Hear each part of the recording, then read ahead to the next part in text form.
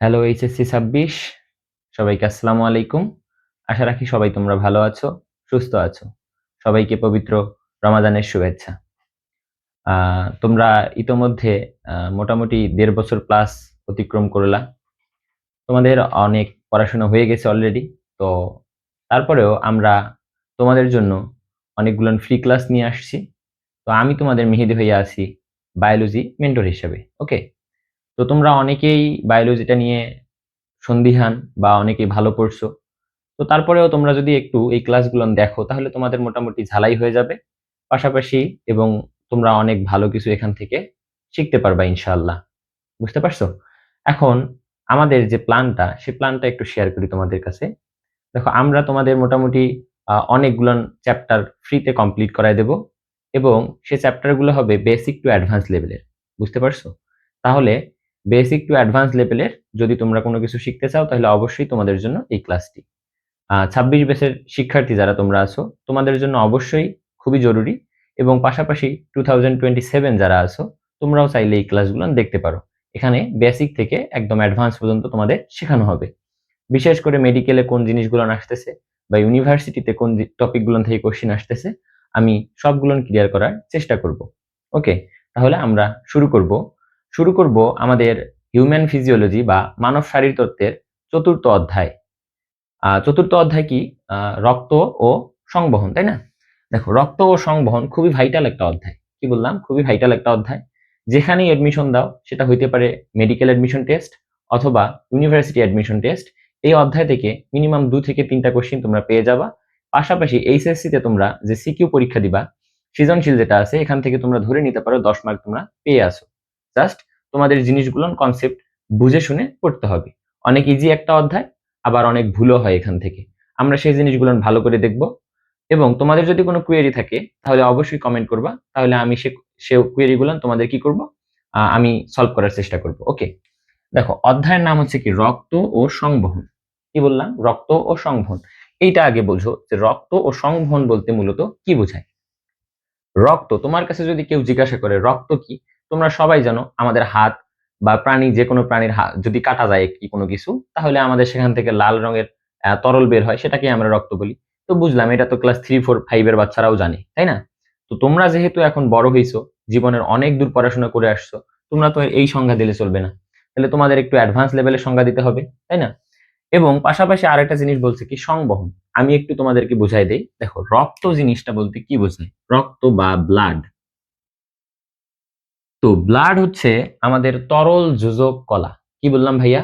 তরল যোজক কলা। কয়েকটা জিনিস মনে রাখো যে রক্ত বা ব্লাড হচ্ছে তরল যোজক কলা। যোজক কলা। আচ্ছা। রক্ত হচ্ছে কি তরল যোজক কলা। তোমরা জানো যে কলা বলতে কি টিস্যু, তাই না? তো যোজক টিস্যু আবার কি জিনিস বা কানেকটিভ টিস্যু আবার কি জিনিস? দেখো আমাদের শরীরের মধ্যে কি হয়, রক্তটা হচ্ছে আমাদের শরীরের মধ্যে ঘুরে বেড়ায়, তাই না? ধরো যদি একটু বলি, যদি আমি আমাদের হাত পা মাথা যেখান থেকে রক্ত আবার কোথায় আসে, ওইটা আমাদের আসে হৃৎপিণ্ডে, আবার হৃৎপিণ্ড থেকে সারা দেহে ছড়ায় যায়। এই যে অনেকগুলো অঙ্গকে কানেক্ট করতেছে না, মানে কি অনেকগুলো অঙ্গকে যোজন করতেছে না, এটাই হচ্ছে যোজক টিস্যুর কাজ। বুঝতে পারছো? তাহলে রক্ত হচ্ছে এক ধরনের যোজক কলা বা যোজক টিস্যু। তাহলে এটা গেল। এবং রক্ত কি করে? রক্ত হচ্ছে আমাদের অক্সিজেন পরিবহন করে, তোমরা সবাই জানো। তাহলে রক্ত হচ্ছে আমাদের কি করে? অক্সিজেন পরিবহন করে। এবং আরেকটা জিনিস খুবই ভাইটাল, সেটা হচ্ছে যে আমরা যে খাবারগুলো খাই, এই খাবারগুলো যখন শোষণ হয়, তোমরা ও পরিপাক ও শোষণ অধ্যায়ে পড়ে আসছো অলরেডি, যে এই খাবারগুলো শোষণ হওয়ার পর যে আমাদের পুষ্টি পদার্থ আছে, এইগুলো রক্তের মাধ্যমে আমাদের কি হয়? সারা দেহে চলে যায়। তাহলে এই জিনিসগুলো যদি তুমি রক্তের সংজ্ঞায় এড করে দাও, তাহলে তোমাদের রক্তের একটা পরিপূর্ণ সংজ্ঞা পেয়ে যাবা। বুঝতে পারছো? তাহলে রক্ত জিনিসটা আমরা বুঝলাম। এখন আসো সংবহন। নামটার মধ্যে দেখো বহন কথাটা আছে। বহন মানে কি? ধরো বহন বলতে তুমি মনে করো যে তোমার টিউশন বা প্রাইভেট যেটাই বলো, তুমি যাও যখন রিক্সায় উঠে যাও, তাহলে রিক্সাটা তোমাকে কি বহন করতেছে? তার মানে রিক্সা একটা কি বাহক, তাই না? তো আমাদের এই রক্তনালী, বিভিন্ন রক্তনালী বেয়ে কি করে শরীরের এক জায়গা থেকে অন্য জায়গায় যায়। তাহলে এই যে সংবহন বলতে বোঝাচ্ছে কি জিনিসটা, তার মানে রক্তটা বহন মানে হচ্ছে কি আমাদের সারা দেহ ঘুরে আসতেছে, এই জিনিসটা হচ্ছে আমাদের সংবহন। আমরা দেখবো এগুলো আস্তে আস্তে ক্রমান্বয়ে। তাহলে রক্ত এবং সংবহনের কনসেপ্ট আমাদের ক্লিয়ার, বলতে অধ্যায়ের নামটা ক্লিয়ার। এখন আসো, তার আগে একটা জিনিস তোমাদেরকে শেখাই।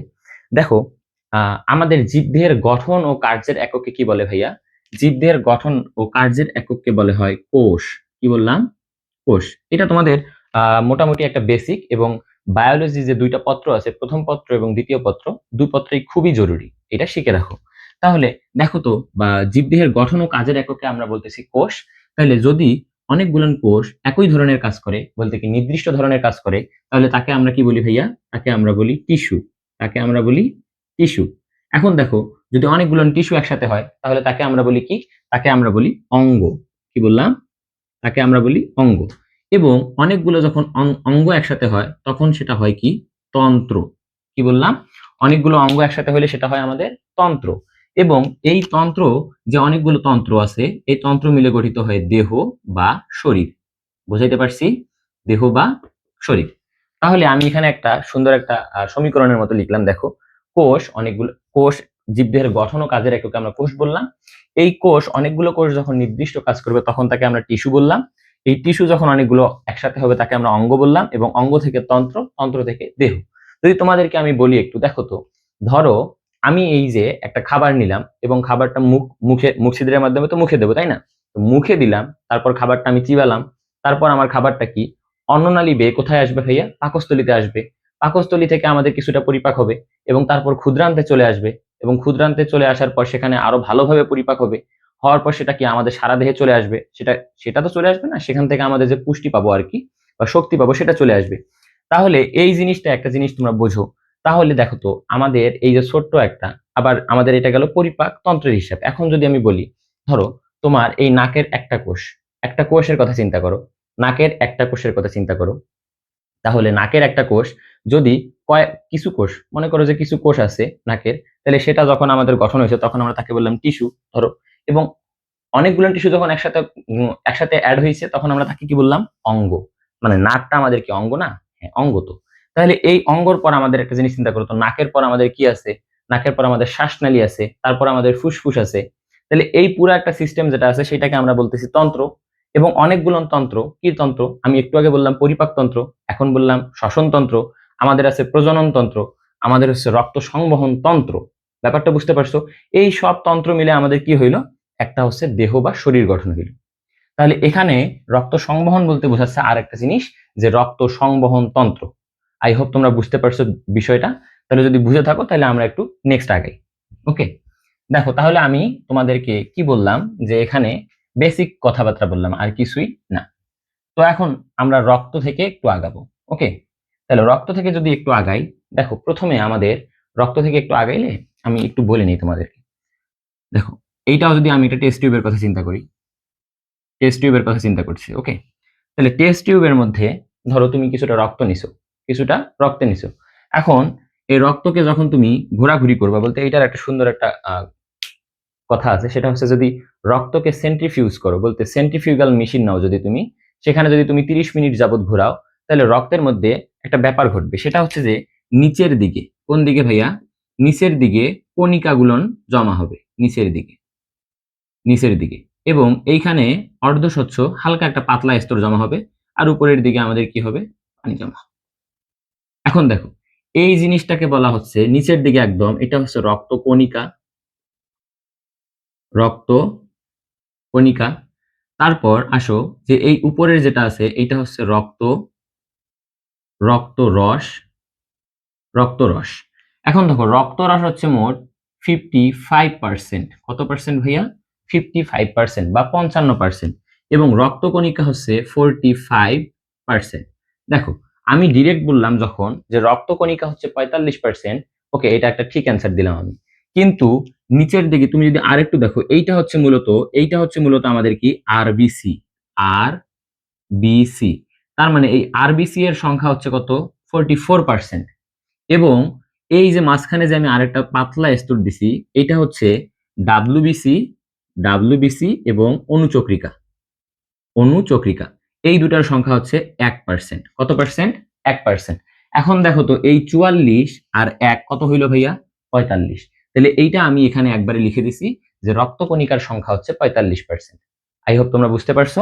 তাহলে রক্তরস এবং রক্তকণিকা, আমরা এই দুটো জিনিস বুঝলাম। ওকে, রক্তরস এবং রক্তকণিকা, তার আগে আমরা আরেকটু জিনিস শিখবো। এখন দেখো তো আমি যখন বললাম রক্ত, তাহলে রক্ত নিয়ে আমার কিছু স্পেশাল জিনিস শিখতে হবে, তো না হলে তো আর হচ্ছে না, তাই না? তো রক্ত নিয়ে স্পেশাল জিনিসটা কি তোমরা একটু দেখো, যে রক্তের আমরা কি কি জিনিস পড়বো। এবং এটা খুবই ইম্পর্টেন্ট ফর এডমিশন, খুবই ইম্পর্টেন্ট। দেখো, প্রথমে রক্ত থেকে আমরা একটা জিনিস পড়ছিলাম যে তরল যোজক টিস্যু, তরল যোজক টিস্যু, তাই না? তাহলে রক্ত থেকে আমরা পড়লাম তরল যোজক টিস্যু। তোমরা তরল যোজক টিস্যু সম্পর্কে ধারণা পাইছো। এখন আসো আরেকটা জিনিস, একজন সুস্থ মানুষ বা পূর্ণবয়স্ক মানুষের দেহে 5 থেকে 6 লিটার, 5 থেকে 6 লিটার, অথবা নতুন বইয়ে দেখবা 4 থেকে 6 লিটার রক্ত থাকে। তার মানে আলটিমেট আমরা বলতে পারি 5 থেকে 6 লিটার রক্ত থাকে। ওকে, তাহলে এখন দেখো তার পরবর্তীতে আমাদের কি আছে, এই যে 4 থেকে 6 লিটার রক্ত, তার মানে এইটা দেহের মোট 8%। কত পার্সেন্ট ভাইয়া? 8%। তাহলে একজন মানুষের ওজন যদি 100 কেজি হয়, তাহলে তার দেহে রক্ত হচ্ছে 8 কেজি। বুঝতে পারছি? তাহলে তার দেহে রক্ত হচ্ছে কত কেজি? 8 কেজি। ওকে, তাহলে এখন আসো যে আমরা এটা পেলাম, এবং বয়স ভেদে এটা আলাদা আলাদা হইতে পারে। যেমন তুমি এটা চিন্তা করো, একটা যদি 3 ফুট বা 4 ফুট মানুষের কথা চিন্তা করো, তার দেহে রক্তের পরিমাণ খুব কম হবে, এটা স্বাভাবিক। আবার যদি 6 থেকে 7 ফুট, 7 ফুট উচ্চতার একটা মানুষের কথা চিন্তা করো, তাহলে সে লম্বা এবং যদি স্বাস্থ্যবান হয়, তাহলে তার দেহে রক্ত বেশি লাগবে। এটা খুব স্বাভাবিক, তবে আদর্শ অনুপাত হচ্ছে এটা। ওকে, তাহলে এইটার পর আমরা আরেকটা জিনিস শিখবো, যে রক্তের মধ্যে আমাদের কি একটা তাপমাত্রা আছে, নির্দিষ্ট একটা তাপমাত্রা আছে। সে তাপমাত্রাটা কত? রক্তের নির্দিষ্ট তাপমাত্রা হচ্ছে 36 থেকে 38 ডিগ্রি সেলসিয়াস। কত বললাম ভাইয়া? 36 থেকে 38 ডিগ্রি সেলসিয়াস। তোমরা কোথাও কোথাও পাইতে পারো যে এটার এভারেজ করলে 37 ডিগ্রি সেলসিয়াস, 37 ডিগ্রি সেলসিয়াস। ওকে, তাহলে দেখো এই যে এই একটা পাইলাম আমরা রক্তের তাপমাত্রা, এটা কি রক্তের তাপমাত্রা, তাপমাত্রা, রক্তের তাপমাত্রা। দেখো তো এই 37কে যদি আমি একটু ফারেনহাইটে নিয়ে আসি, তাহলে এইটা হচ্ছে 98.6 ডিগ্রি ফারেনহাইট। কি বললাম? 98.6 ডিগ্রি ফারেনহাইট। তাহলে এইটা হচ্ছে আমাদের দেহের আদর্শ তাপমাত্রা। এর থেকে যখন একটু বেশি হয়, তখন আমরা বলি আমার জ্বর জ্বর লাগতেছে বা আমার শরীরটা গরম হয়ে গেছে। বুঝতে পারছো? তাহলে এখানে আমার গেল রক্তের তাপমাত্রা। এবং রক্ত থেকে যেটা সব থেকে বেশি ভাইটাল, সেটা হচ্ছে রক্তের পিএইচ। কি বললাম ভাইয়া? রক্তের পিএইচ। রক্তের পিএইচটা খুবই মনে রাখতে হবে। রেশিওটা হচ্ছে, রেঞ্জটা হচ্ছে 7.35 থেকে 7.45। কি বললাম? 7.35 থেকে 7.45। যদি এইটার গড় করো, তাহলে কি আসে? 7.40। তাহলে আমরা এটাকে বলতে পারি 7.4। ওকে, তাহলে এইটা হচ্ছে রক্তের পিএইচ। এখন দেখো তো রক্তের পিএইচ বললাম আমি, রক্তের পিএইচটা কত? 7.4। তোমরা পিএইচ স্কেল সম্পর্কে জানো, তোমরা কেমিস্ট্রিতে শিখে আসছো অলরেডি। দেখো পিএইচ স্কেল হচ্ছে ধরো এইটা 7, এটা হচ্ছে নিউট্রাল, তাই না? এই পাশে যে গ্লান আছে, এই পাশে 1 থেকে শুরু হয়েছে, এই পাশে শেষ হয়েছে কততে ভাইয়া? 14তে, তাই না? দেখো তো এই পাশের গুলো হচ্ছে অম্লীয়, এটা হচ্ছে ক্ষারীয়। এটা অম্লীয়, এটা ক্ষারীয়। তার মানে এই দিকে একদম থাকবে আমাদের তীব্র অম্ল, এই দিকে থাকবে আমাদের তীব্র ক্ষার। এই যে এখানে যে পয়েন্টটা আছে একদম 7-এর কাছাকাছি, এটা হচ্ছে কি আমাদের ঈষৎ। দেখো তো 7.4, এটা খুবই 7-এর কাছাকাছি না, বলতে অম্লের কাছাকাছি না, এই কারণে এটা ক্ষারের কাছাকাছি না, এই কারণে এটাকে আমরা বলি ঈষৎ ক্ষারীয়। ওকে, কি বলি আমরা? ঈষৎ ক্ষারীয়। তাহলে আমি বললাম ঈষৎ ক্ষারীয়, ক্ষারীয়। ওকে, এবং দেখবা রক্ত কখনো টেস্ট করছো কেমন লাগে? তোমরা বলতে পারো যে হ্যাঁ করছি বা করিনি। যারা করো নাই তারা দাঁত, ছোটকালে যখন তোমাদের দাঁত পড়ে গেছিল, তখন তোমাদের রক্তের টেস্ট অবশ্যই তোমাদের মনে আছে। কেমন কেমন একটা ক্ষার ক্ষার যুক্ত, তাই না? তো এই যে এই রক্তের টেস্ট যেটা আছে, এটা নোনতা, নোনতা, নোনতা, তাই না? তাহলে এটা হচ্ছে আমাদের নোনতা, নোনতা টেস্ট। কেন? কারণ এখানে অজৈব লবণ থাকে। কেমন লবণ থাকে ভাইয়া? অজৈব, অজৈব লবণ থাকে, অজৈব লবণ থাকে। ক্লিয়ার? তাহলে এই হচ্ছে আমাদের রক্ত সম্পর্কে মোটামুটি বেসিক। এই বেসিক গুলো তোমরা না জানলে, তাহলে অ্যাডমিশন টেস্টে তোমার একটা মার্ক চলে যাবে। বুঝতে পারছো? তাহলে আমরা রক্ত সম্পর্কে মোটামুটি জানলাম। এখন আমরা একটু আবার আগের জায়গায় ব্যাক করব। ওকে, যে জিনিসগুলো আমি বোর্ডে লিখবো তোমরা অবশ্যই নোট করবা, এবং পাশাপাশি একটা কাজ করবা, তোমরা অবশ্যই বই পড়তে হবে। বই পড়ার যদি অভ্যাস না থাকে, তাহলে তোমরা কখনোই ভালো কিছু করতে পারবে না। বুঝতে পারছো? এখন দেখো আমি একটু যদি আবার আগাই, তাহলে রক্তকে যদি আমি ভাগ করি, তাহলে আমি কি কি পাই ভাইয়া? রক্তকে ভাগ করলে আমি দুইটা জিনিস পাই। একটা পাই হচ্ছে রক্ত রস, আমি একটু আগে তোমাদের দেখাইছিলাম। একটা হচ্ছে রক্ত রস, একটা হচ্ছে রক্ত কণিকা, রক্ত কণিকা। ক্লিয়ার? তাহলে দেখো একটা পাচ্ছি আমরা রক্ত রস, একটা পাচ্ছি রক্ত কণিকা। দেখো তো রক্ত রস কত পার্সেন্ট বলছিলাম আমি? 55%। আর রক্ত কণিকা কত বলছিলাম? রক্ত বলছিলাম 45%। এই 45% এর মধ্যে আমাদের কি ছিল? আরবিসি অ্যান্ড ডাব্লিউবিসি ও অনুচক্রিকা। অনুচক্রিকা আরবিসি ছিল হচ্ছে 44%, অনুচক্রিকা ছিল 1%। মনে থাকবে? তাহলে আমরা রক্তরস পাইলাম এবং রক্ত কণিকা পাইলাম। আমরা এখন যে জিনিসটা নিয়ে আলোচনা করব সেটা হচ্ছে রক্ত রস। বুঝতে পারছো? সেটা হচ্ছে কি? রক্ত রস। এখন দেখো রক্ত রস যে আছে, এই রক্ত রসটাকে যদি আমরা আরেকটু পর্যালোচনা করি তাহলে সেখান থেকে আমরা কি কি পাবো? দেখো রক্ত রসকে যদি আমরা আরেকটু ভেঙে নেই তাহলে এখান থেকে পাবো আমরা পানি। এখান থেকে আমরা কি পাবো ভাইয়া? পানি। আরেকটা পাবো আমরা কঠিন অংশ। আরেকটা পাবো কঠিন অংশ। তাহলে পানি এবং কঠিন অংশ দুইটা জিনিস। দেখো রক্ত রস, রস মানে কি? তরল। ব্যাপারটা বোঝো। আমি যদি আরেকটু দেখাই তোমাদের, এটা সেন্ট্রিফিউগার, আমাদের এটা টেস্ট টিউব ছিল। আমি বলছিলাম একদম নিচের দিকে আমাদের কণিকাটা থাকে, একদম নিচের দিকে, এবং এখানে একটা অর্ধশস্য, এবং বেশিরভাগ অংশ জুড়েই দেখো তো আমাদের কি ছিল? রক্তরস ছিল, তাই না? এই রক্তরসের মধ্যে মনে রাখবা যে রক্তরসের মধ্যে পানির পরিমাণ হচ্ছে 90 থেকে 92%। কত পার্সেন্ট ভাইয়া? রক্তরসে পানির পরিমাণ হচ্ছে 90 থেকে 92%। খুব ভালো করে মনে রাখবা। তাহলে কি বললাম?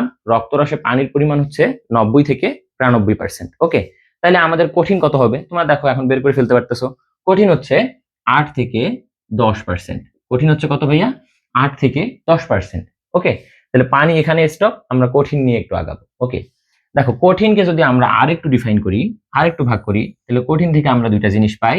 একটা পাই হচ্ছে অজৈব, একটা পাই অজৈব অংশ, একটা পাই হচ্ছে জৈব অংশ। জৈব, তাহলে অজৈব আর একটা কি পেলাম ভাইয়া? জৈব। ওকে, দেখো অজৈব যেটা আছে, অজৈবর পরিমাণটা একটু মনে রাখতে হবে। অজৈব হচ্ছে 0.9%। কত পার্সেন্ট ভাইয়া? 0.9%। আমি বোর্ডে যে পার্সেন্ট গুলো লিখবো এটা তোমাদের অবশ্যই অবশ্যই মনে রাখতে হবে, কারণ আমি যে জিনিসগুলো লিখতেছি এই জিনিসগুলো খুবই ইম্পর্টেন্ট ফর এমসিকিউ এবং অ্যাডমিশন টেস্টের জন্য আরো ইম্পর্টেন্ট। বুঝতে পারছো?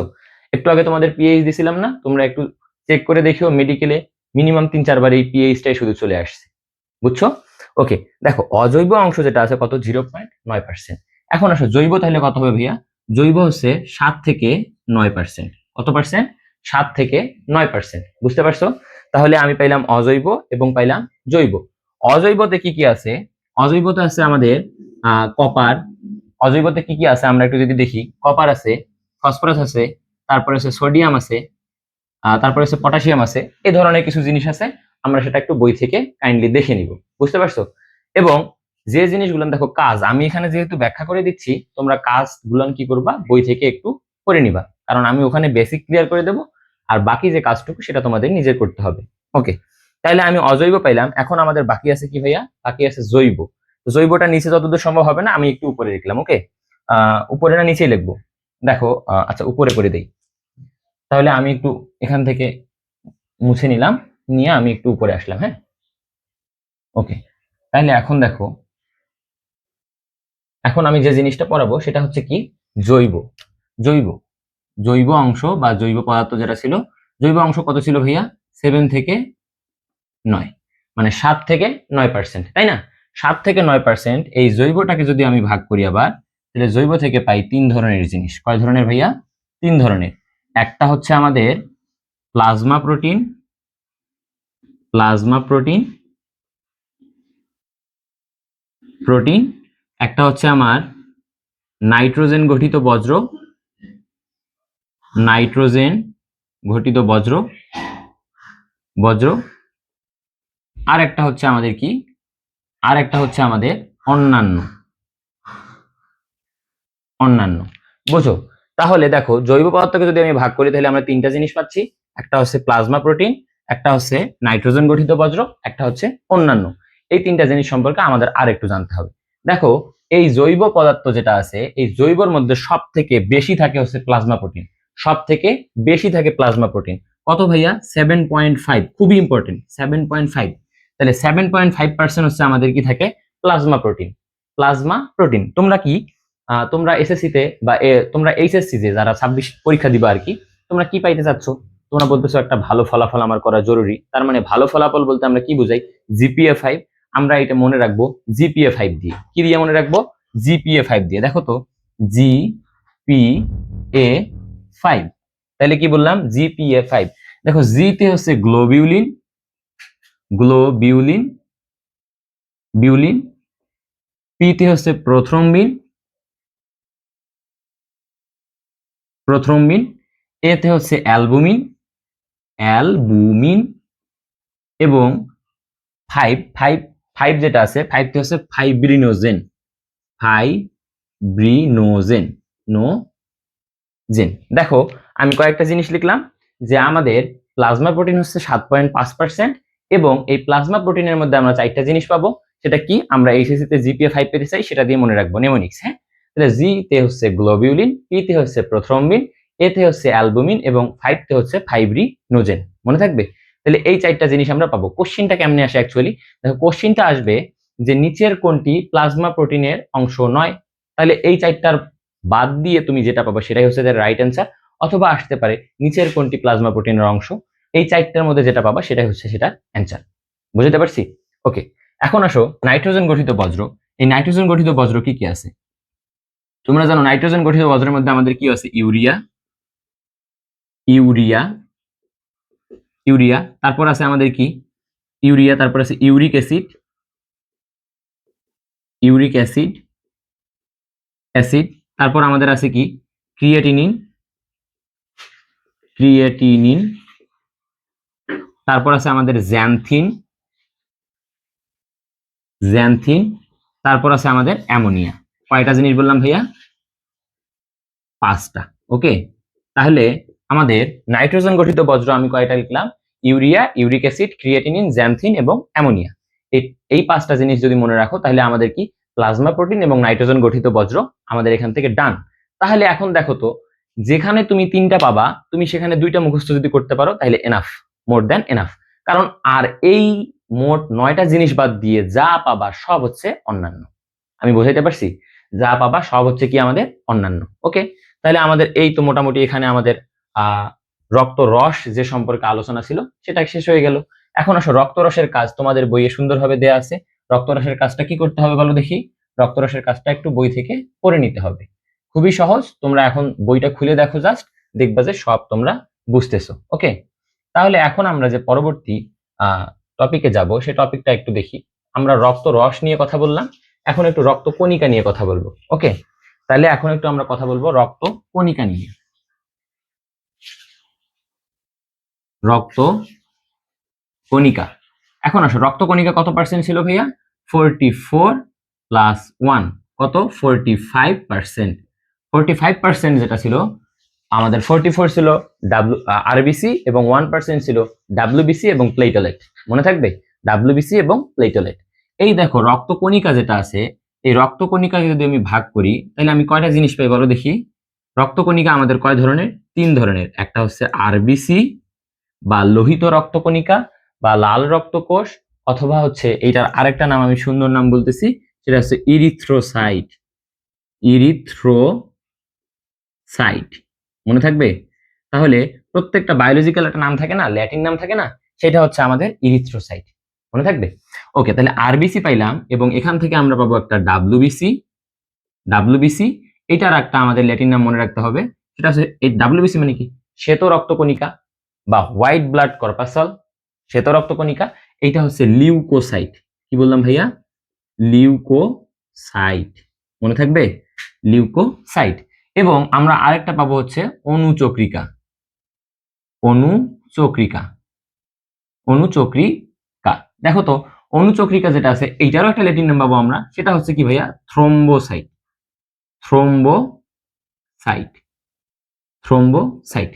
দেখো তাহলে আমি বললাম রক্তকণিকা হচ্ছে আমাদের 3 ধরনের, একটা হচ্ছে আরবিসি বা ইরিথ্রোসাইট, একটা হচ্ছে ডাব্লিউবিসি বা লিউকোসাইট, এবং একটা হচ্ছে অনুচক্রিকা বা থ্রম্বোসাইট। এই আরবিসি এর পরিমাণটা ছিল আমাদের কত পার্সেন্ট ভাইয়া? 44%, 44%, এবং এই দুজন মিলে ছিল কত পার্সেন্ট? এই দুজন মিলে ছিল 1%। খুব ভালো করে মনে রাখতে হবে এই জিনিসগুলো, না হলে কিন্তু একটু সমস্যায় পড়ে যাবা। এখন দেখো আরবিসি, ডাব্লিউবিসি এবং অনুচক্রিকা, আমি তোমাদের এখানে একটু বেসিকটা ক্লিয়ার করে দেই। দেখো আরবিসি যেটা আছে, আরবিসি হচ্ছে নিউক্লিয়াস নেই। আরবিসিতে কি নেই ভাইয়া? নিউক্লিয়াস নিউক্লিয়াস নিউক্লিয়াস নেই, মানে নিউক্লিয়াস থাকে না। ডাব্লিউবিসিতে কি থাকে? ডাব্লিউবিসিতে থাকে এবং অণুচক্রিকাতে আবার কি থাকে না। তাহলে যদি তোমাকে আমি কোশ্চিন জিজ্ঞাসা করি যে নিচের কোন রক্তকণিকা নিউক্লিয়াস যুক্ত, কি দেখাবা? ডাব্লিউবিসি বা লিউকোসাইট বা শ্বেত রক্ত কণিকা। এখন দেখো নিউক্লিয়াস এইটাতে থাকে, এইটাতে থাকে না এবং এইটাতে থাকে না কেন? একটা জিনিস তোমাদের সহজ করে বলি, দেখো তো, যদি এই ডাব্লিউবিসি কে আমরা যখন পড়াশোনা করবো ডাব্লিউবিসি নিয়ে, আমরা দেখবো যে এইটা আমাদের হিউম্যান বলতে আমাদের এটা প্রতিরক্ষা কাজ করে, প্রতিরক্ষা দেয় আমাদের বলতে আমাদের বাহিরে থেকে কোনো যদি রোগ জীবাণু আমাদের শরীরে প্রবেশ করে সেইটাকে আছে কি প্রতিরোধ করে আমাদের এই ডাব্লিউবিসি। ডাব্লিউবিসি কে প্রতিরোধ করতে শক্তির দরকার আছে না? নিউক্লিয়াস একটু শক্তি টক্তি দিবে, বোঝাই তো ব্যাপারটা। এই কারণে এটাতে নিউক্লিয়াস থাকে, এই দুটাতে থাকে না। যদিও অ্যাকচুয়াল অ্যান্সার এটা না, আমরা দেখবো যে কেন থাকে বা কেন থাকে না। ওকে, তাহলে দেখো এই আরবিসি কে যদি আমি ভাগ করি তাহলে এখান থেকে আর কিছু পাবো না, অণুচক্রিকা থেকেও আমি আর কিছু পাবো না। কিন্তু এই ডাব্লিউবিসি যেহেতু স্পেশাল, কারণ এখানে নিউক্লিয়াস আছে, তার মানে এখানে এখানে একটু ভাগ করা যাবে। তাহলে এই ডাব্লিউবিসি যেটা আছে এইটাকে যদি আমি একটু ভেঙে ফেলি তাহলে এখান থেকে আমি আবার দুইটা জিনিস পাবো। একটা পাবো অদানাদার, অদানাদার, আর একটা পাবো হচ্ছে কি দানাদার, দানাদার। তাহলে দেখো তো, একটা হচ্ছে অদানাদার, একটা হচ্ছে দানাদার। মনে রাখবা অদানাদার মানে হচ্ছে অ্যাগ্রানুলোসাইট, অ্যাগ্রানুলোসাইট, আমি এটা লিখলাম না। তাহলে অদানাদার হচ্ছে অ্যাগ্রানুলোসাইট, দানাদার হচ্ছে গ্রানুলোসাইট, মনে থাকবে। তাহলে দেখো অদানাদার, এখন একটু বেসিক বুঝো। ধরো দানা আর অদানা বলতে কি বোঝায়, দানা জিনিসটা কি সেটা একটু বুঝো। দেখো ধরো দানা, যদি তোমার হাতে আমি একটু চিনির পার্টিকেল যেগুলো আছে, চিনি যদি একটু দেই, যদি তোমাকে আমি এভাবে এভাবে ফিল করতে বলি, দেখো এভাবে যদি তুমি চিনির দানাগুলো টাচ করো তাহলে তুমি একটা ফিল পাবা। ফিল পাবা কিনা মানে অনুভব করতে পারবা যে আমি কিছু একটা টাচ করতেছি। আর যদি তুমি যেখানে দানা নাই এমন কিছু টাচ করো তাহলে কি তুমি বুঝবা যে কিছু টাচ করতেছো? ফিল করতে পারবা না, তাই না? তুমি এই যে এমনি টাচ করতেছো, বায়ু আছে ধরো এর ভিতরে, তুমি বুঝতেছো না, কারণ সেখানে দানা নাই। কিন্তু যদি তুমি দানাদার চিনি এমনি টাচ করতেছো তাহলে সেখানে তুমি ফিল পাবা। তার মানে ফিল যুক্ত যা আছে সব দানাদার, ফিল বিহীন যা আছে তা সব অদানাদার। যদি আমি লিখি তাহলে দেখো এই অদানাদার থেকে আমরা পাবো হচ্ছে, অদানাদার থেকে পাবো আমরা মনোসাইট, মনোসাইট, আর পাবো হচ্ছে লিম্ফোসাইট। কি পাবো আমরা? মনোসাইট আর লিম্ফোসাইট, বুঝতে পারছো? তাহলে আমরা পাবো মনোসাইট এবং আমরা আরেকটা পাবো হচ্ছে লিম্ফোসাইট। এখন দেখো আবার দানাদার যেটা আছে, দানাদারকে যদি আমরা একটু ভাগ করি তাহলে দানাদার থেকে আমরা পাবো তিনটা জিনিস। কি কি পাবো ভাইয়া? নিউট্রোফিল, নিউট্রোফিল, আমরা পাবো বেজ ইওসিনোফিল, ইওসিনোফিল, ইওসিনোফিল, আমরা পাবো বেজোফিল, বেজোফিল। দেখো তো সবগুলা শেষে তুমি ফিল পাচ্ছ কিনা? তার মানে ফিল মানে হচ্ছে অনুভব করতে পারতেছো। আমরা খুব সহজেই শিখলাম যে যার সাথে ফিল, যার শেষে ফিল থাকবে সেটাই হচ্ছে দানাদার, আর যার শেষে থাকবে না সেটা হচ্ছে আমাদের অদানাদার। বুঝতে পারছো? তাহলে এই মোটামুটি আমাদের একটা গ্রাফ আমরা এখানে এঁকে নিলাম। তাহলে এখন আরেকটু এখান থেকে ডিটেলস পড়াই দিই, অল্প একটু, বেশি না, হ্যাঁ? তাহলে দেখো আমি তোমাদের যে জিনিসগুলো পড়াইলাম এই জিনিসগুলো অবশ্যই কি করবা তোমরা ভাইয়া? নোট ডাউন করবা। তোমাদের জন্য এই রমজান মাসে যেহেতু কষ্ট করে ক্লাসগুলো নিচ্ছি, তোমরা অবশ্যই আমাদের এই চ্যানেলটাকে কি করবা?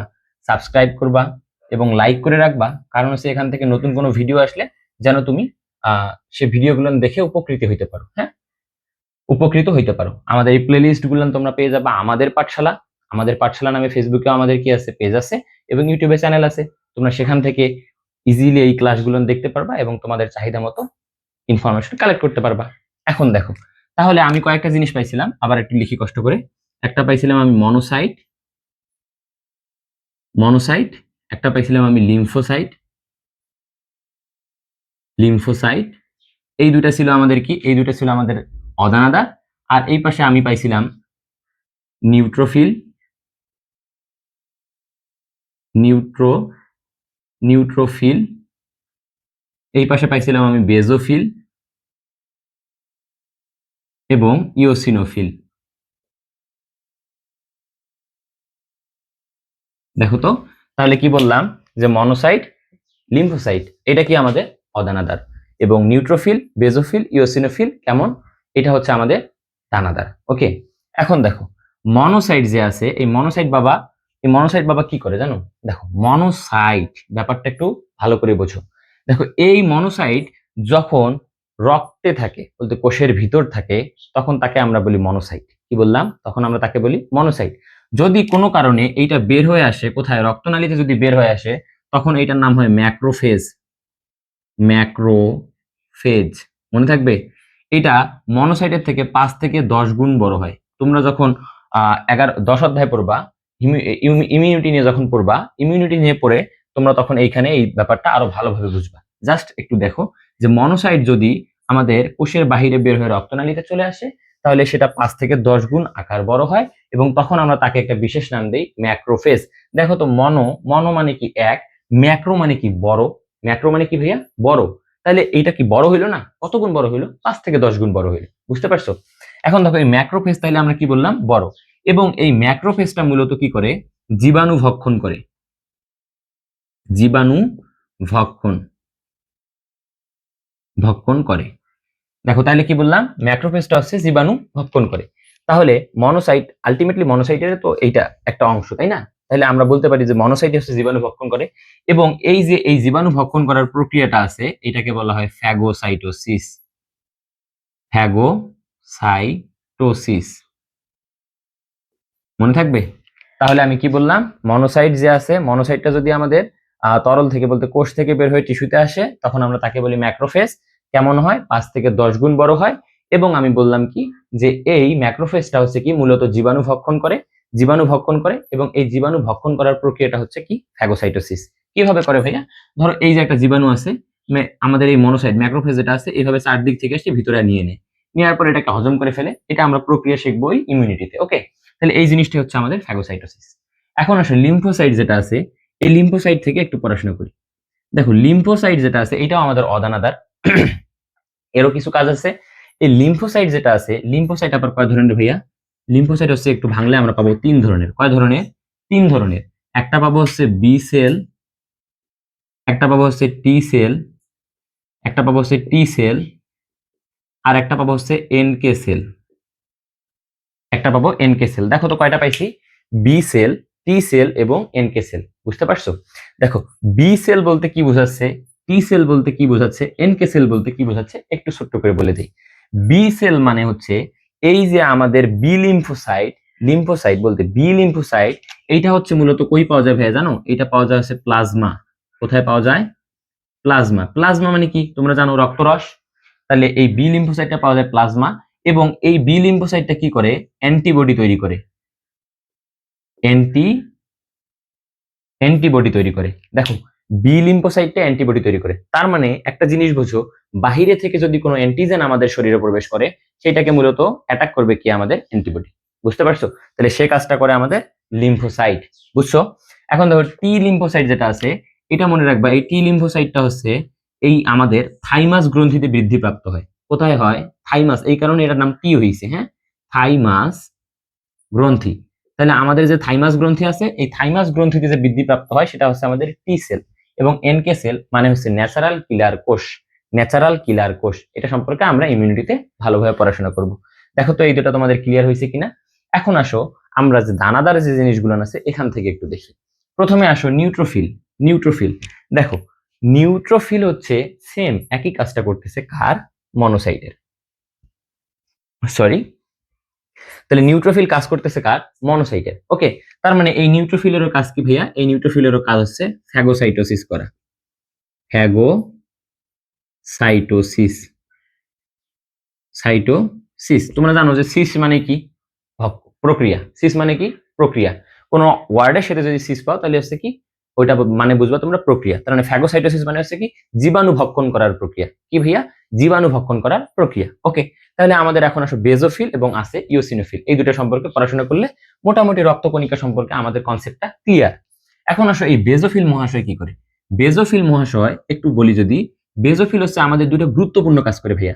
বেজোফিল দুইটা গুরুত্বপূর্ণ কাজ করে। একটা হচ্ছে হেপারিন তৈরি করে, হেপারিন তৈরি করে, হেপারিন তৈরি করে, তৈরি করে। এবং আরেকটা হচ্ছে ভাইয়া হিস্টামিন তৈরি করে। হিস্টামিন, কি বললাম ভাইয়া? হিস্টামিন তৈরি করে। দেখো তো, একটা হচ্ছে বেজোফিল, একটা হচ্ছে বেজোফিলের দুইটা কাজ, একটা হচ্ছে হেপারিন তৈরি করা, একটা হচ্ছে হিস্টামিন তৈরি করা। বুঝছো? দেখো এই হেপারিনটা আসলে কি, তোমরা রক্ত দিছো কখনো? রক্তের ব্যাগ যেটা আছে দেখবে ওখানে কিছু তরল থাকে না, এটাই হচ্ছে হেপারিন। বুঝছো? মানে হেপারিনের কাজটা হচ্ছে রক্ত যেন জমাট না বাঁধে। কি বললাম? রক্ত যেন জমাট না বাঁধে, সেই জন্য যে জিনিসটা কাজ করে সেটাই হচ্ছে হেপারিন। বুঝতে পারছো? তাহলে এই হেপারিনের কাজ হচ্ছে কি ভাইয়া? রক্ত জমাট বাঁধতে দেয় না। রক্ত জমাট বাঁধতে বাধা প্রদান করে। বাধা প্রদান করে। প্রদান করে। তোমরা অবশ্যই এটা নোট ডাউন করবা। খুবই ইম্পর্টেন্ট তথ্য দিচ্ছি, এবং এখান থেকে 1 মার্ক তোমরা এমসিকিউ পেয়ে যাবা। তোমরা লিখে নাও এই কথাটা, যে এখান থেকে 1 মার্ক তোমরা পেয়ে যাবা। এবং দেখো হিস্টামিন যেটা আছে, মনে রাখবা এই হিস্টামিনটা করে দেহের রোগ প্রতিরোধ ক্ষমতা বৃদ্ধি করে। দেহের রোগ প্রতিরোধ ক্ষমতা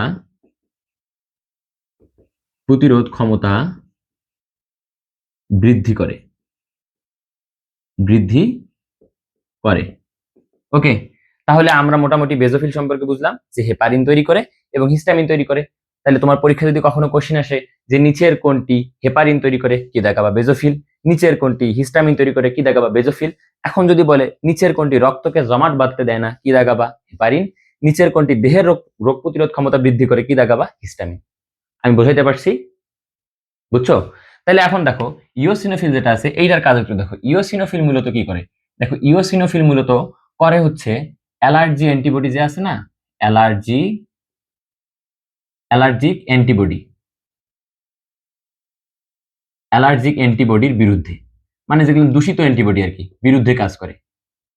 বিরুদ্ধে কাজ করে। বিরুদ্ধে কাজ করে। এবং আরেকটা কাজ করে, আরেকটা কাজ হচ্ছে কি ভাইয়া? কৃমির লার্ভা ধ্বংস করে। কৃমির লার্ভা, লার্ভা ধ্বংস, কৃমির লার্ভা ধ্বংস করে। বুঝতে পারছো? তাহলে দেখো অনেক তথ্য এখানে দিয়ে দিয়েছি তোমাদের আমি, এবং এই তথ্য থেকে তোমরা মাস্ট বি একটা তথ্য কমন পেয়ে যাবে। আমি যদি আরেকবার সামারি করে দিই ছোট্ট করে, দেখো ভালো করে বুঝো। আমি বলছিলাম যে আমাদের রক্তকণিকা যেটা আছে তার মধ্যে নিউক্লিয়াস যুক্ত হচ্ছে একটা রক্তকণিকা, তার নাম হচ্ছে শ্বেত রক্তকণিকা, এবং নিউক্লিয়াস বিহীন দুইটা কণিকা, একটা হচ্ছে আরবিসি বা লোহিত রক্তকণিকা, আর একটা হচ্ছে প্লেটলেট বা অনুচক্রিকা। ওকে, এই আর ডাব্লিউবিসি যেটা আছে, ডাব্লিউবিসি হচ্ছে নিউক্লিয়াস যুক্ত। সেটাকে যদি আমরা ভাঙি তাহলে আমরা সেখান থেকে পাই অদানাদার এবং দানাদার, এবং এই অদানাদারের মধ্যে আমরা দুইটা জিনিস পাই, একটা হচ্ছে মনোসাইট, একটা হচ্ছে কি লিম্ফোসাইট। ওকে, তার মানে কেমনে মনে রাখবো আমরা? যে এখানে আমরা ফিল যুক্ত কথা পাবো না, মানে অনুভব করতে পারবো না। আর যদি আমি বলি যে দানাদার যেটা আছে সেটা হচ্ছে আমাদের কি নিউট্রোফিল, আমাদের হচ্ছে বেজোফিল এবং ইওসিনোফিল। সবগুলোর শেষে দেখো ফিল আছে, খুব সুন্দর করে মনে রাখলাম। এখন আসো এগুলোর কাজ কি। আমি বলছিলাম যে মনোসাইট যেটা আছে, যদি আমাদের কোষ থেকে বের হয়ে টিস্যুতে আসে, বলতে রক্তনালীতে আসে, তখন সেটা 5 থেকে 10 গুণ আকৃতির বড় হয়, এবং সেটাকে না আমরা তখন বলি ম্যাক্রোফেজ। ম্যাক্রোফেজ। দেখো ম্যাক্রোফেজ মানে দশা, ম্যাক্রো মানে বড়, তার মানে বড় দশা। বাংলাটা বুঝো। বায়োলজি হচ্ছে কিওয়ার্ডের খেলা। তুমি যত বেশি কিওয়ার্ড জানবা তত তোমার বেশি ভালো তুমি কি কি করতে পারবা, ভালো ডেলিভার করতে পারবা। ওকে, দেখো ম্যাক্রোফেজ যেটা আছে, ম্যাক্রোফেজ মানে হচ্ছে ম্যাক্রো অর্থ বড়, ফেজ অর্থ দশা। তাহলে বড় দশা কত কত বড়? 5 থেকে 10 গুণ বড়। এবং দশাটার কি কাজ? জীবাণু ভক্ষণ করে। এই জীবাণু ভক্ষণ করার প্রক্রিয়াটাই কি বলা হয়? ফ্যাগোসাইটোসিস। এই সেম কাজটাই দানাদারের একটা করতেছে, সেটা হচ্ছে নিউট্রোফিল। বুঝো কথাটা? দানাদার একটা করতেছে, সেটা হচ্ছে কি? নিউট্রোফিল। ওকে, তাহলে আমাদের লিম্ফোসাইট বলছিলাম কি, যে এইখানে হচ্ছে আমাদের ভাগ করলে আমরা কি পাচ্ছি? বি সেল, টি সেল এবং এনকে সেল। এই বি সেল হচ্ছে আমাদের প্লাজমাতে পাওয়া যায়, এবং এটা কাজ করে অ্যান্টিবডি, বলতে অ্যান্টিবডি তৈরিতে সাহায্য করে আমাদের বি কোষ। মনে থাকবে, বি লিম্ফোসাইট। এবং টি হচ্ছে কি থাইমাস গ্রন্থিতে বৃদ্ধিপ্রাপ্ত হয়, আর এনকে হচ্ছে ন্যাচারাল কিলার সেল। বেজোফিল দুইটা কাজ করে খুবই গুরুত্বপূর্ণ, একটা হচ্ছে হেপারিন তৈরি করে, আর একটা হচ্ছে হিস্টামিন তৈরি করে। হেপারিনের কাজ কি ভাইয়া? রক্ত জমাট বাঁধতে বাধা প্রদান করে। আর হিস্টামিনের কাজ হচ্ছে দেহের রোগ প্রতিরোধ ক্ষমতা বৃদ্ধি করে। আর আমি বলছিলাম ইওসিনোফিল হচ্ছে কি? ইওসিনোফিল হচ্ছে অ্যালার্জিক অ্যান্টিবডির বিরুদ্ধে কাজ করে, এবং কি করে? কৃমি লার্ভা ধ্বংস করে। বুঝতে পারছো? দেখো এই যে নিউট্রোফিল, বেজোফিল এবং ইওসিনোফিল, মনে রাখবা এগুলোর সবগুলোর নিউক্লিয়াস হচ্ছে 2 থেকে 5 খন্ড যুক্ত। তার মানে 2 থেকে 5 এর মধ্যে কিছু একটা হবে। 2 থেকে 5 এর মধ্যে কিছু একটা হবে। তাহলে তোমরা আমাকে বলো তো, ইনশিওর করো তো যে তোমরা এটা বুঝছো কিনা। রক্তকণিকা সম্পর্কে আর কোনো কোশ্চিন? আই হোপ তোমাদের আর কোনো কোশ্চিন থাকার কথা না। বুঝতে পারছো? তো আমরা এখন একটু পরবর্তীতে দেখি যে আর কি পড়া যায় এখান থেকে। ওকে।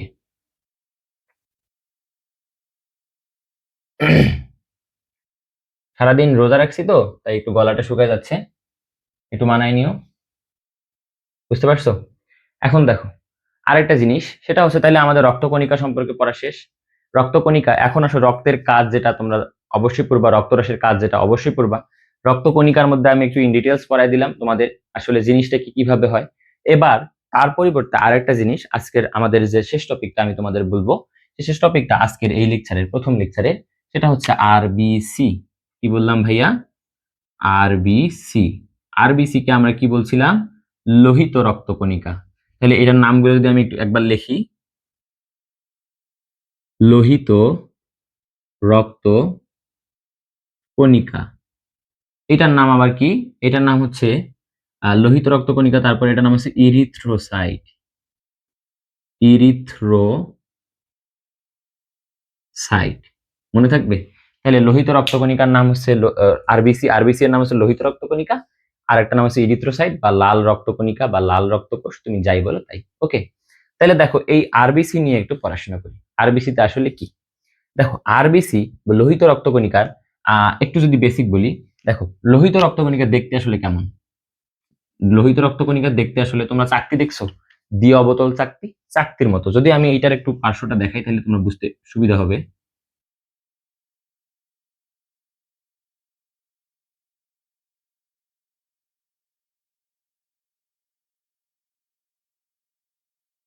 দেখো মূলত এই জিনিসটা যদি আমি এভাবে না করে, প্রস্থ বরাবর না করে, যদি দৈর্ঘ্য বরাবর দেখি, তাহলে জিনিসটা আমি এভাবে দেখবো।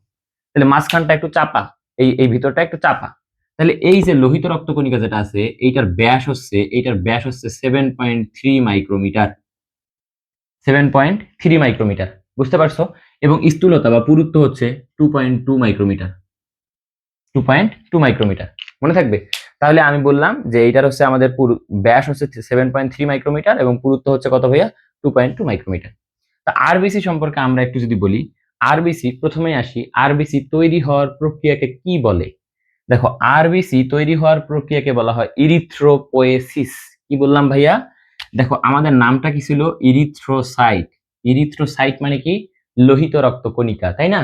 তাহলে এইটা তৈরি হওয়ার প্রক্রিয়াকে আমি বলতেছি, তার মানে তৈরি হওয়ার প্রক্রিয়াকে কি বলতে ভাইয়া?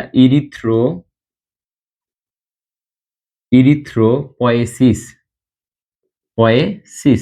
আমি বলছিলাম কোন ওয়ার্ডের শেষে যদি তুমি সিস পাও তাহলে তার মানে হচ্ছে প্রক্রিয়া। ইরিথ্রো মানে হচ্ছে এই আরবিসি, পয়েসিস অর্থ হচ্ছে কি? যে ইরিথ্রোপয়েসিস অর্থ, তাহলে ফুল অর্থ কি দাঁড়াচ্ছে? যে লোহিত রক্তকণিকা তৈরি হওয়ার প্রক্রিয়া। বুঝতে পারছো? তাহলে লোহিত রক্তকণিকা তৈরি হওয়ার প্রক্রিয়াকে আমরা কি বলবো? ইরিথ্রোপয়েসিস। একটু ক্লিয়ার করে দিই, তোমাদের একটা কনফিউশন ক্লিয়ার করো। দেখো রক্তকণিকা যদি বলে, রক্তকণিকা বললে কি কি আছে সেখানে? রক্তকণিকা বললে সেখানে হচ্ছে যে ডাব্লিউবিসি আছে, সেখানে আরবিসি আছে, সেখানে অনুচক্রিকা আছে। এই তিনটা রক্তকণিকা তার মানে মূলত একজন প্রতিনিধিত্ব করতেছে, সেটা কে? রক্তকণিকা। যদি তোমাকে কোশ্চিন করে নিচের কোনটি রক্তকণিকা তৈরি হওয়ার প্রক্রিয়া, তুমি কি দেখাবে ইরিথ্রোপয়েসিস? না, কারণ ইরিথ্রোপয়েসিস মানে তো হচ্ছে লোহিত রক্তকণিকা তৈরি হওয়ার প্রক্রিয়া। তাহলে সেটা কি? যদি রক্তকণিকা বলে তাহলে সেইটা তৈরি হওয়ার প্রক্রিয়াকে বলা হয় হেমাটোপয়েসিস। হেমাটোপয়েসিস। পয়েসিস। দেখো তাহলে একটা খুবই গুরুত্বপূর্ণ জিনিস শিখলাম, যদি রক্তকণিকা তৈরি হওয়ার প্রক্রিয়া বলে তাহলে সেটা হচ্ছে হেমাটোপয়েসিস, আর যদি লোহিত রক্তকণিকা তৈরি হওয়ার প্রক্রিয়া বলে তাহলে সেটাকে আমরা বলবো ইরিথ্রোপয়েসিস। বুঝতে পারছো? ইরিথ্রোপয়েসিস। এখন আসো, এই লোহিত রক্তকণিকা যেটা আছে, এই লোহিত রক্তকণিকা যদি একটু ভাঙাভাঙি করি তাহলে সেখানে আমরা মূলত কি পাবো? দেখো লোহিত রক্তকণিকায় ভাঙাভাঙি করলে আমরা দুইটা জিনিস পাবো। কয়টা জিনিস পাবো? দুইটা জিনিস। একটু ক্লিয়ার করে নেই। দুইটা জিনিস পাবো, এই দুইটা জিনিস একটু বোঝো, কাজে লাগবে। হ্যাঁ, লোহিত রক্তকণিকা দেখতে কেমন ভাইয়া? লাল। তোমরা বলতে পারো কেন লাল দেখায়? তোমরা কমেন্ট বক্সে অবশ্যই কমেন্ট করো যে কেন লাল দেখায়, দেখি কারটা সঠিক হয়। ওকে, তাহলে আমি একটু তোমাদের বোঝাই দিই আসলে কেন লাল দেখায় লোহিত রক্তকণিকাটা। ওকে, দেখো লোহিত রক্তকণিকা বা আরবিসি, এই আরবিসি কে যদি আমি ভাঙি তাহলে দুইটা জিনিস পাই। কয়টা পাই?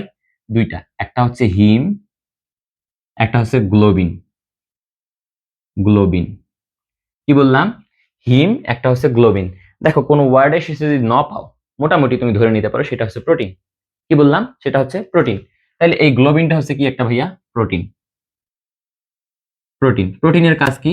দেহের ক্ষয় পূরণ করা, দেহের ক্ষয় পূরণ।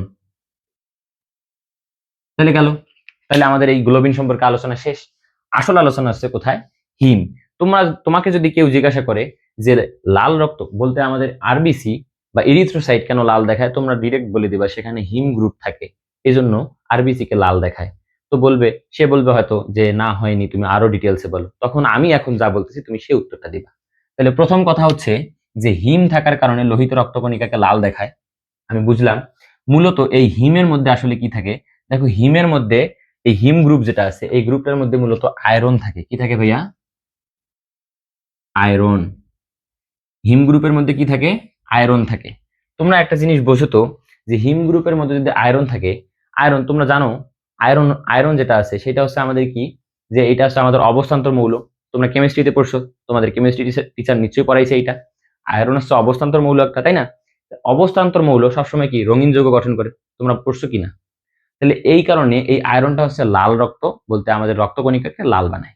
তাহলে আমি যদি বলি যে আয়রনটাই হচ্ছে লাল বানাচ্ছে এবং সেটা কি হিম, তার মানে হচ্ছে কি আলটিমেট বলা যায় যে লোহিত রক্তকণিকার গ্রুপ যদি হিম হয়, তাহলে এই কারণে রক্তকণিকাটা কি দেখায়? লাল দেখায়। বুঝতে পারছো? তাহলে এইটা গেল এই পাশটার একটু পড়াশোনা। ওকে, এখন আমরা আবার আগের ট্র্যাকে চলে আসি। দেখো, প্রথমে আমি কি বলছিলাম যে ইরিথ্রোসাইট তৈরি হওয়ার প্রক্রিয়াকে বলা হয় ইরিথ্রোপয়েসিস। তারপর আমি বললাম যে কেন লাল দেখায়।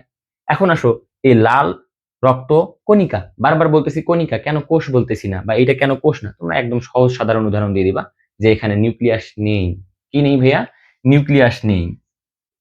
নিউক্লিয়াস নেই। যেহেতু নিউক্লিয়াস নেই, এখানে পাশাপাশি সাইটোপ্লাজমীয় অঙ্গাণু যেমন mitochondria, Golgi body, endoplasmic reticulum এগুলোও নেই। এই কারণে এটাকে আমরা আর কোষ বলতে পারতেছি না। বুঝতে পারছো?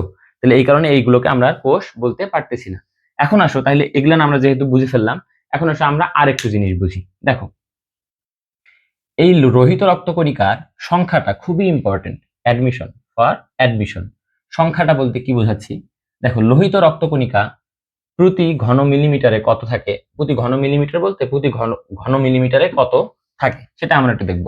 দেখো, প্রতি ঘন মিলিমিটার, মিলিমিটার কিউব, ঘন বলতে তো আমি মিলিমিটার কিউব দিয়ে বোঝাচ্ছি, এইটাতে আসলে লোহিত রক্তকণিকার সংখ্যাটা কত সেটা আমাদের খুব জানা জরুরি।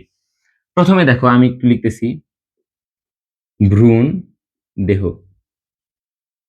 তারপর আমি লিখব শিশু দেহ, শিশু দেহ। এখন পুরুষ, পুরুষ এবং নারী, নারী। আমি কয়টা জিনিস লিখছি ভাইয়া? চারটা। একটা হচ্ছে ভ্রূণ দেহ, একটা হচ্ছে শিশু দেহ, একটা হচ্ছে পুরুষ, একটা হচ্ছে নারী। এখন তোমাদের এখানে একটু স্টপ করে আরেকটু আগায় নিয়ে যায়। দেখো তো, লোহিত রক্তকণিকা তৈরি হওয়ার প্রক্রিয়াকে কি বলছিলাম আমি? ইরিথ্রোপয়েসিস। মনে আছে? লোহিত রক্তকণিকা তৈরি হওয়ার প্রক্রিয়াকে আমি কি বলছিলাম? ইরিথ্রোপয়েসিস। আসলে এটা সৃষ্টি হয় কোথা থেকে সেটা একটু শিখে আসি। ওকে, দেখো, এইটা যদি আমাদের একটা হাড্ডি হয়, এটা হচ্ছে একটা হাড্ডি, ধরে নাও এটা তোমার হচ্ছে হিউমেরাস। কি এটা ভাইয়া? হিউমেরাস। মানে হাতের যে হাড্ডিটা, এটাকে আমরা হিউমেরাস বলি, তাই না? হিউমেরাসের উপরের দিকে আমি কি পাবো? এদিকে আমি তরুণাস্থি পাবো না? এটাকে বলা হচ্ছে লাল অস্থিমজ্জা। কি বলা হচ্ছে? লাল অস্থি মজ্জা। তাহলে লাল অস্থি মজ্জা যেটা আছে, মনে রাখবা, লাল অস্থি মজ্জা থেকে কি সৃষ্টি হয়? আর বিসি সৃষ্টি হয়। মনে থাকবে? লাল অস্থি মজ্জা বা স্টেম কোষ থেকে, একদম যদি আমি বলি স্টেম সেল বা লাল অস্থি মজ্জা থেকে কি তৈরি হয় ভাইয়া? রক্তকণিকা তৈরি হয়। সেটা কি? আরবিসি তৈরি হয়। বুঝতে পারছো? তাহলে রক্তকণিকা। এখন এটার সাথে আর একটা মজার জিনিস আছে, সেটা কি জানো? তোমাদের একটু বুঝাই দিই। দেখো, এই পাশে ধরো একটা বৃক্ক আছে, আমি একটু বুঝাই দিই। এটা হচ্ছে আমাদের একটা বৃক্ক। ওকে, দেখো, বৃক্ক মূলত কি কাজটা করে জানো? বৃক্কের মধ্যে ইরিথ্রোপয়েটিন,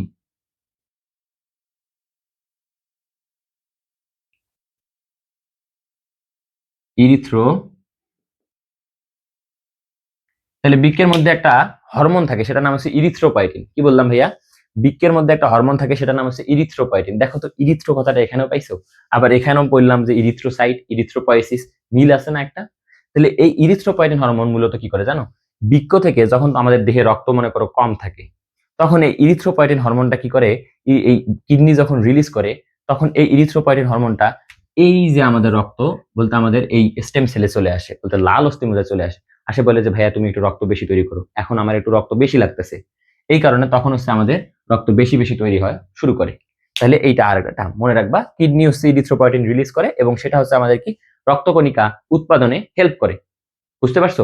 ওকে, তাহলে এখন আমি এখান থেকে বুঝলাম যে ওই টার্মটা আমাদের ক্লিয়ার। এখন দেখো ভ্রূণ দেহে প্রতি ঘন মিলিমিটারে কত রক্ত থাকে সেটা দেখো। ভ্রূণ দেহে রক্ত থাকে 80 থেকে 90 লক্ষ। দেখো তো কেন এত বেশি কেন?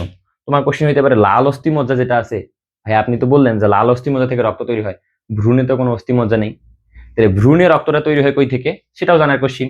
ভ্রূণে রক্ত তৈরি হয় যকৃৎ ও প্লীহা থেকে, প্লীহা বা স্প্লিন। তাহলে যকৃৎ বা প্লীহা থেকে, মনে থাকবে। তাহলে যকৃৎ বা প্লীহা থেকে ভ্রূণে রক্ত তৈরি হয়। ভ্রূণে তোমার একটা জিনিস আবার মনে করিও না যে আচ্ছা ভ্রূণে এত কেন, ভ্রূণ তো ছোট্ট। না ভাইয়া, আমি দেখো এখানে কি বলছি, প্রতি 1 ঘন মিলিমিটার, তার মানে ধরতে পারো 1 ফোঁটা রক্তে, 1 ফোঁটা রক্তে লোহিত রক্তকণিকার সংখ্যা ভ্রূণ দেহে কত, 80 থেকে 90 লাখ। আই হোপ তোমরা বুঝতে পারছো ব্যাপারটা। তাহলে শিশু দেহে কত হবে ভাইয়া, 60 থেকে 70 লাখ। কত? 60 থেকে 70 লক্ষ। বুঝতে পারছো? এবং পুরুষে কত ভাইয়া, পুরুষে হচ্ছে 50 থেকে 54 লক্ষ। 50 থেকে 54 লক্ষ। নারীতে হচ্ছে 44 থেকে 49 লক্ষ। তাহলে নারীতে কত, 44 থেকে 49 লক্ষ। এই চারটা না জেনে পরীক্ষায় যাবা না। বুঝতে পারছো? দেখো ভ্রূণ দেহে কি বললাম, 80 থেকে 90 লক্ষ, শিশু দেহে 60 থেকে 70 লক্ষ। পুরুষ যেহেতু একটু লম্বা চৌড়া হয় এবং পুরুষ যেহেতু একটু বেশি কাজ করে, তাই তার শক্তি বেশি দরকার হয়, খাবারের বেশি দরকার হয়। আমরা জানি যে রক্ত কি করে, খাবার পরিবহন করে, এই কারণে রক্তটাও বেশি লাগবে। Concept clear? তাহলে এই কারণে পুরুষে একটু বেশি থাকবে, কত, 50 থেকে 54 লক্ষ। আর নারীতে যেহেতু ঘরে বসে থাকে, একটু কাজ কম করে, তাহলে নারীতে কত থাকবে ভাইয়া, 44 থেকে 49 লক্ষ। তাহলে এখানে 5 কম বেশি আছে। এবং শিশু দেহ আর ভ্রূণ দেহটা কেমনে মনে রাখবা, তোমরা একটু নিচ থেকে উপরে যাও, এই দুটা মনে মনে করার জন্য একটু নিচ থেকে উপরে যাও। দেখো তো 60, 70, 80, 90 এমনি মনে রাখা যায় না কিনা? 60, 70, 80, 90। তার মানে 60 থেকে 70 হচ্ছে শিশু, 80 থেকে 90 হচ্ছে ভ্রূণ। Concept clear? তাহলে এই যে এই রেশিওটা খুব ভালো করে মনে রাখতে হবে, খুব ভালো করে মনে রাখতে হবে। এখন আসো এই লোহিত রক্তকণিকা যেটা আছে, এইটা মূলত আমরা কই থেকে পেলাম, লাল অস্থিমজ্জা থেকে পাইলাম। তারপর বললাম আমি যকৃৎ এবং প্লীহা থেকে ভ্রূণ দেহে তৈরি হয়, ছোট বাচ্চা যেগুলো আছে সেখানে তৈরি হয়, তাদের এখনো অস্থি ভালো মতন তৈরি হয়নি।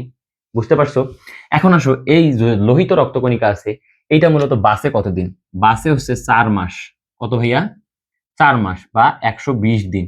আবার 90 দিন দেখাই দিয়ে আসিও না, 4 মাস বা 120 দিন। মনে থাকবে? 4 মাস বা 120 দিন হচ্ছে লোহিত রক্তকণিকা বাঁচে। তাহলে এই যে লোহিত রক্তকণিকার যতগুলো ইনফরমেশন দিছি, আই হোপ তোমাদের মনে আছে বা তোমরা ভালো মতন পারবা। এখন আসো আর দুইটা ইনফরমেশন আমরা জানি। আচ্ছা, এই পাশে লিখে দেই একটু, এই পাশে একটু লিখে দিই।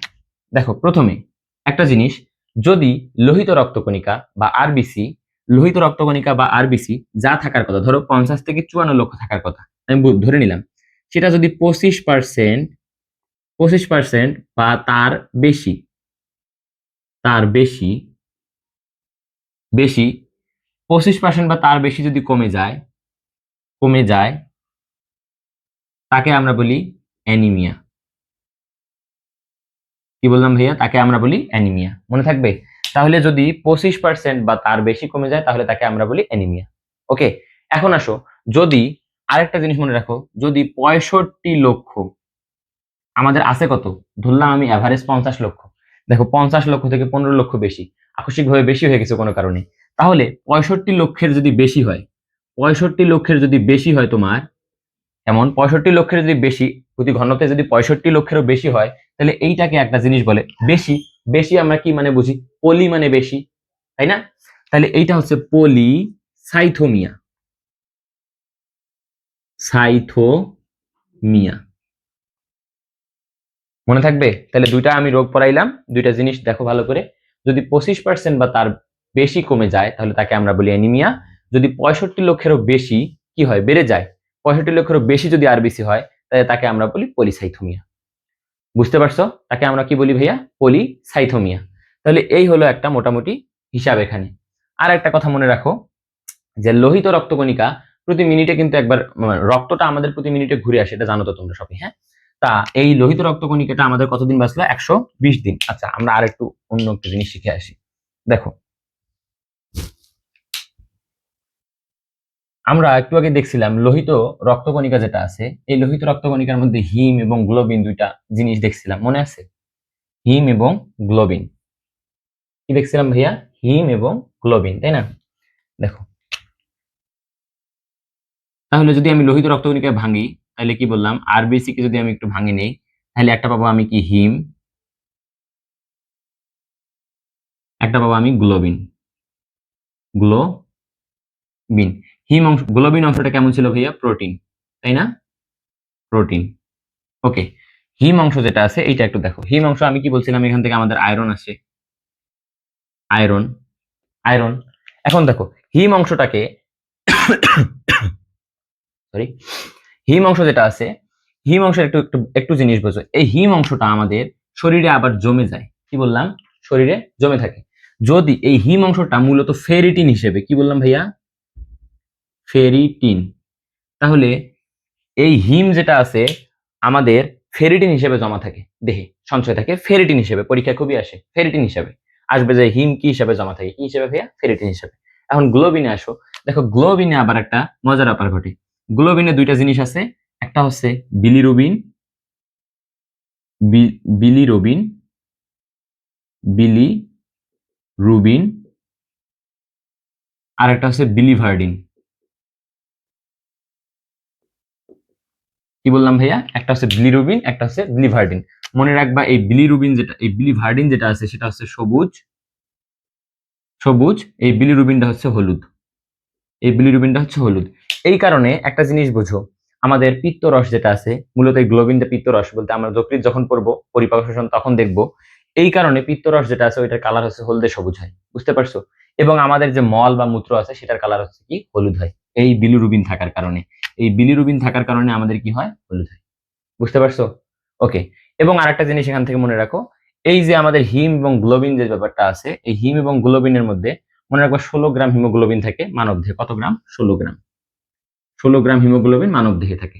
আর হচ্ছে 4 গ্রাম আয়রন, 4 গ্রাম আয়রন। এই দুটা জিনিস জাস্ট মনে রাখো। এই যে তোমার মোটামুটি আরবিসি নিয়ে যদি তোমরা এতটুকু পড়াশোনা করো, আই হোপ তোমাদের এখান থেকে মোটামুটি অনেক ভালো একটা ফলাফল বের করে নিয়ে আসতে পারবা, অনেক ভালো একটা ফলাফল বের করে নিয়ে আসতে পারবা। তাহলে আমাদের প্রথম লেকচারে আমরা আজকে অনেকগুলো জিনিস শিখলাম। এই জিনিসগুলো তোমরা অবশ্যই অবশ্যই দেখবা। আর যদি তোমরা এটা নোট করে থাকো তাহলে খুবই ভালো, তাহলে নোট নোট করে নিবা।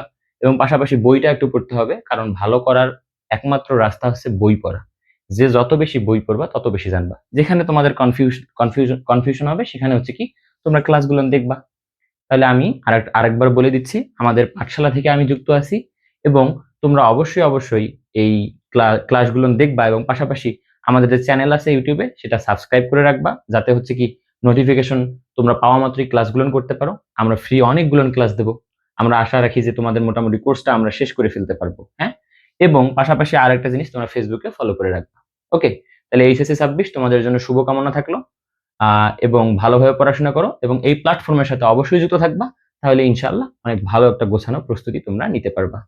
তো দেখা হবে নেক্সট ক্লাসে, সবাই ভালো থাকো।